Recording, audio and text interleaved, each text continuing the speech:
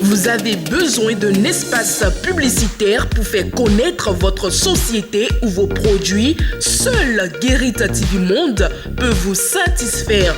Pour tout renseignement, contactez le 00229 91 19 10 10. Guérit TV Monde, le leader des web TV.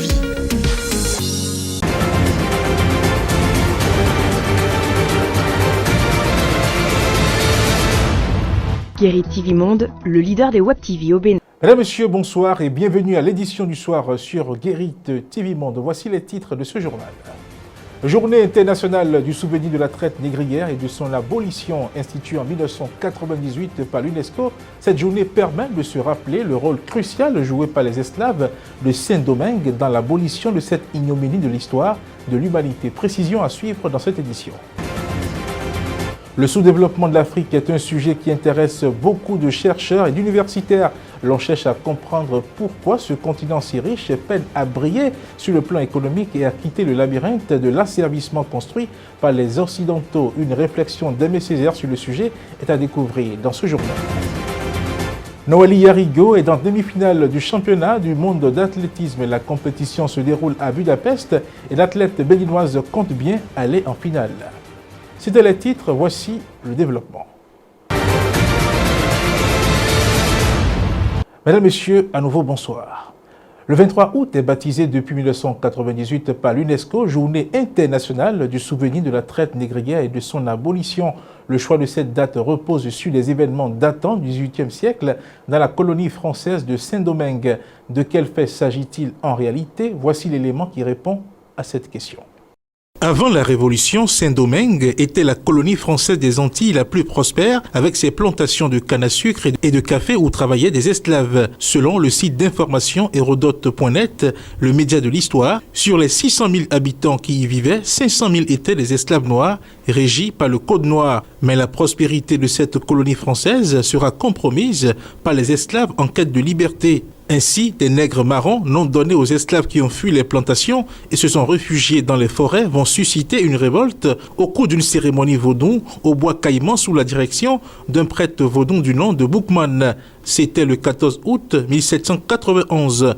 La revendication portée au cours de cette cérémonie va susciter une semaine après, notamment dans la nuit du 22 au 23 août 1791, une insurrection menée par le prêtre vaudou Boukman. Une insurrection marquée par la destruction de plusieurs hectares de plantations de canne à sucre et de café, mais aussi par le massacre de plusieurs centaines de Blancs. C'était le début d'une longue guerre qui rendra par la suite Saint-Domingue indépendant. Cette révolte des esclaves de Saint-Domingue est prise en compte par l'UNESCO en 1998 et la journée du 23 août est décrétée Journée internationale du souvenir de la traite négrière et de son abolition. L'on ne peut parler de la journée internationale du souvenir de la traite négrière et de son abolition sans penser aux descendants d'esclaves noirs déportés en Amérique.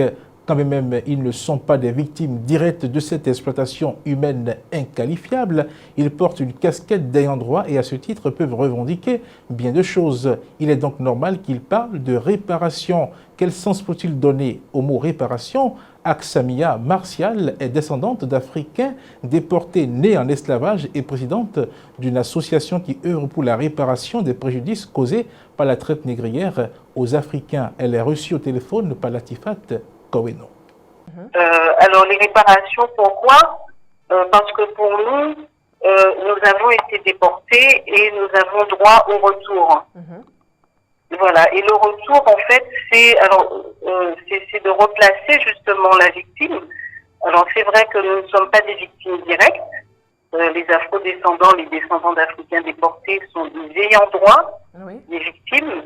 Donc nous avons le droit d'être replacés, on va dire, dans la situation, dans le contexte où nous serions trouvés si cet acte dommageable de la traite négrière, des déportations, si ces actes dommageables ne s'étaient pas produits.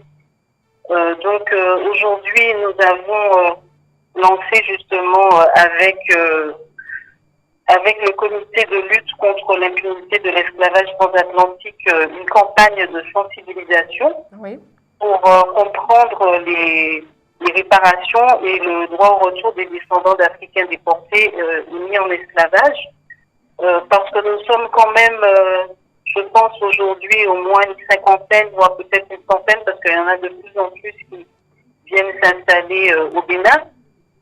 Et nous militons justement pour une meilleure intégration de ces afro-descendants au Bénin. Notamment, nous souhaitons un statut, voilà, que nous ayons un statut différent, parce que c'est vrai que nous avons la nationalité française, mais de par l'histoire, nous avons cette identité africaine que nous voulons mettre en avant. Nous souhaitons qu'elle soit reconnue et effectivement que nous soyons naturalisés aussi plus facilement du fait de cette histoire de l'esclavage. Nous avons aussi l'écueil de cette caution de rapatriement que nous sommes obligés de payer à l'État français dans le cadre de l'obtention d'un titre de séjour. Donc nous souhaitons une exemption de cette caution de rapatriement qui s'élève quand même à 500 € par personne. D'accord. Voilà.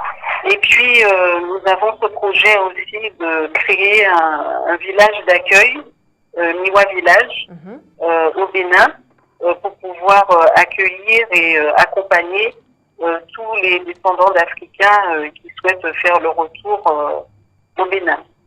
Parlons toujours de cette journée. Nombre d'intellectuels africains ont souvent cité comme cause du sous-développement de l'Afrique la traite négrière. Si l'on s'accorde à dire que la traite a saigné le continent du point de vue économique, démographique, culturel et j'en passe, faut-il continuer à citer comme cause du sous-développement du continent la traite négrière? Malheureusement oui, car 400 ans de traite ne se répare pas du jour au lendemain. 400 ans de travail servile au profit d'autres continents ne se rattrape pas facilement. L'Afrique fournit des efforts, mais la réalité est que les Africains doivent fournir plus d'efforts que les autres. Et c'est cela qu'Aimé Césaire essaie d'expliquer dans cet extrait de la tragédie du roi Christophe, une pièce de théâtre représentée à travers le monde entier. Suivez. Je demande trop aux hommes, mais pas assez aux nègres. Madame, s'il y a une chose qui, autant que les propos des esclavagistes méritent, c'est d'entendre nos philanthropes clamer, dans le meilleur esprit sans doute, que tous les hommes sont des hommes et qu'il n'y a ni noir ni blanc. C'est penser à son aise et hors du monde. Madame, tous les hommes ont même droit. J'y souscris. Mais du commun lot, il y en a qui ont plus de devoirs que d'autres. Là est l'inégalité. Une inégalité de sommation. Comprenez-vous? À qui fera-t-on croire que tous les hommes, je dis bien tous, sans privilège, sans particulière exonération, ont connu la déportation, la traite, l'esclavage, le collectif ravalement à la bête, le total outrage, la vaste insulte, que tous, ils ont reçu plaquer sur le corps, au visage, l'omnignant crachat. Nous seuls, madame, vous m'entendez? Nous seuls, les nègres. Alors, au fond de la fosse, c'est bien ainsi que je l'entends, au plus bas de la fosse, c'est là que nous crions, de là que nous aspirons à l'air, à la lumière, au soleil. Et si nous voulons remonter, voyez comme s'impose à nous le pied qui s'arc-boucte, le muscle qui se tend, les dents qui se serrent, la tête, oh, la tête, large et froide. Et voilà pourquoi il faut en demander aux nègres plus qu'aux autres. Plus de travail, plus de foi, plus d'enthousiasme, un pas, un autre pas, encore un autre pas, et tenir gagner chaque pas. C'est d'une remontée jamais vue que je parle, messieurs, et malheur à celui dont le pied flanche. C'était là un extrait de la tragédie du roi Christophe dans lequel Aimé Césaire rappelle aux Noirs l'inégalité de devoirs existant entre eux et les autres peuples ainsi que la nécessité de travailler encore, encore et encore. La page inter à présent. C'est ce mercredi 23 août 2023 que les électeurs du Zimbabwe sont appelés aux urnes pour les élections présidentielles et législatives. Le menu de la page inter vous est offert par la Tifat Koweno. Au Zimbabwe, quelques 6 millions d'électeurs sont appelés aux urnes ce jour pour des élections présidentielles, législatives et locales avec 2 noms qui se démarquent parmi les 11 candidats pour la présidence. Emmerson Mnangagwa, candidat à sa propre succession, et le chef de l'opposition, Nelson Chamisa, jeune avocat et pasteur. Cela dans un climat tendu. L'opposition a dénoncé une répression croissante dans le pays qui fait face à la pauvreté et à une inflation galopante. L'élection présidentielle s'apparente à un match retour entre les 2 principaux candidats. Ceux-ci s'étaient déjà opposés en 2018 lors des premières élections sans Robert Mugabe qui a dirigé le pays d'une main de fer pendant 30 ans.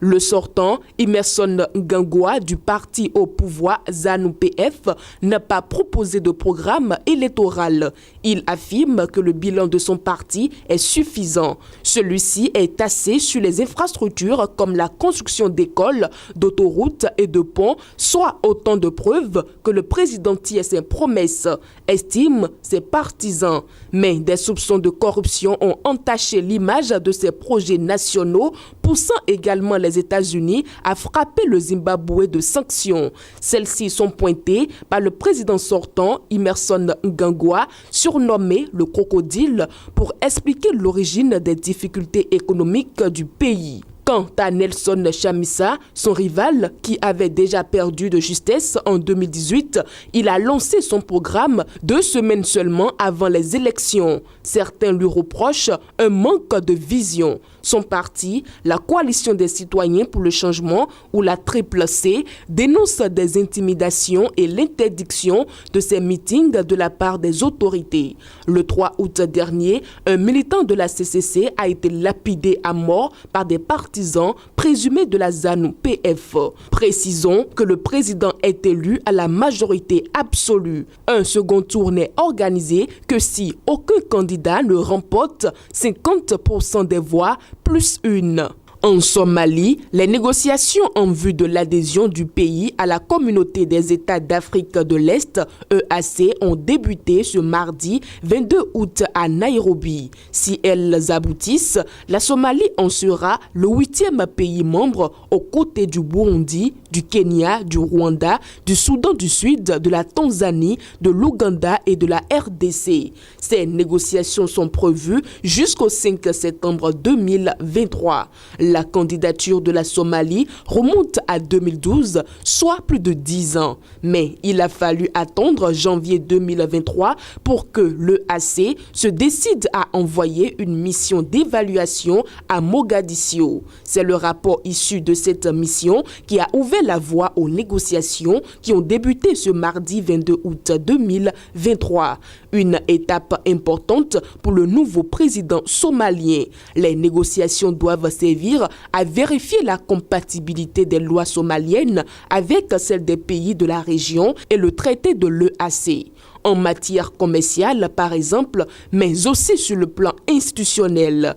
La semaine dernière, le secrétaire général de l'EAC s'est dit confiant de voir la Somalie adhérer à l'organisation d'ici la fin de l'année. Si tel est le cas, avec son littoral de 3000 km ouvert sur la mer Rouge et l'océan Indien, la Somalie offrirait un accès privilégié à ses voisins aux marchés commerciaux de la péninsule arabique.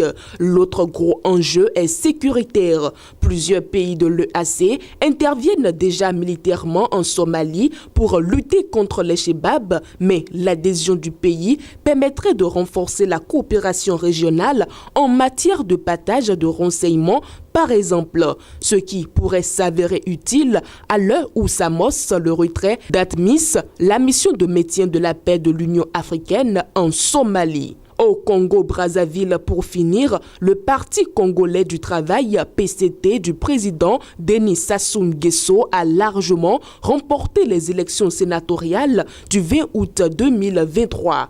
Il a obtenu la majorité absolue des 112 sièges de la haute chambre du Parlement. La principale formation de l'opposition n'a pu obtenir qu'un seul siège.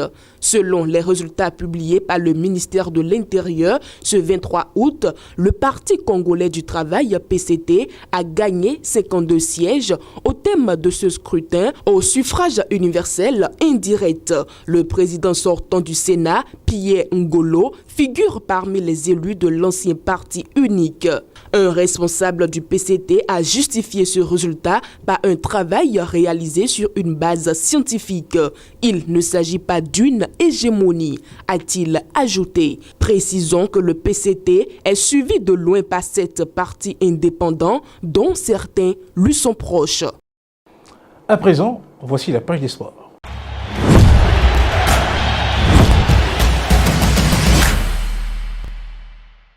Noélie Yarigo continue d'écrire de belles pages pour l'athlétisme béninois en compétition dans le cadre du championnat du monde d'athlétisme. Elle vient de décrocher son ticket pour la demi-finale. Evelyne Dossou nous en dit davantage dans la page des sports.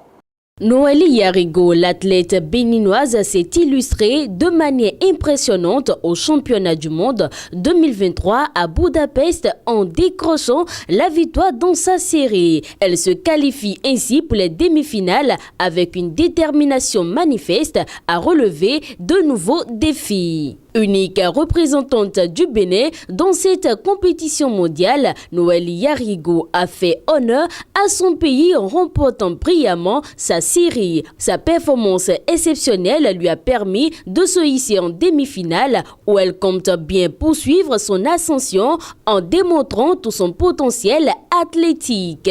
Autre information dans cette page des sports, l'heure est désormais au dernier préparatif dans le cadre de la 10e édition de la Coupe d'Afrique de Maracana qui se jouera du côté de Grand Popo au Bénin. Si le Bénin, pays hôte de cette 10e édition, est monté sur le toit de l'Afrique au Cameroun en 2021 en s'offrant le titre de champion au niveau de la catégorie Super Senior, les Guépards devront encore mieux séduire cette fois-ci et ce, chez eux. En ce qui concerne les préparatifs, tout va bon train. À la date de ce jour, 13 délégations en plus de celles béninoises ont déjà annoncé leur participation à la compétition. Zoomons sur le Nantes International Handball Cup 2023 pour terminer. Le Bénin est prêt à en découdre lors du Nantes International Handball Cup 2023 qui se tiendra du samedi 26 au dimanche 27 août 2023 à Nantes en France.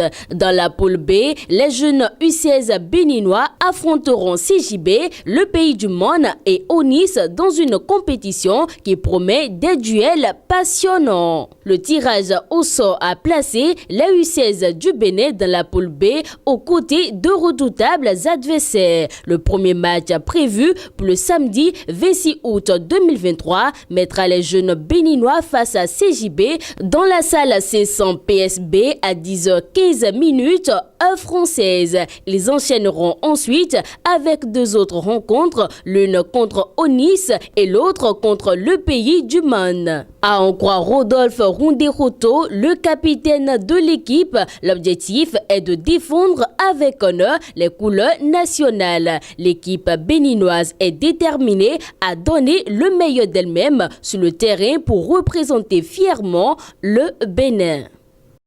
Et bien voilà, c'est la fin de ce journal. Merci de l'avoir suivi et n'oubliez jamais, le problème n'est pas le problème. Très bonne suite de programme sur Guérit TV.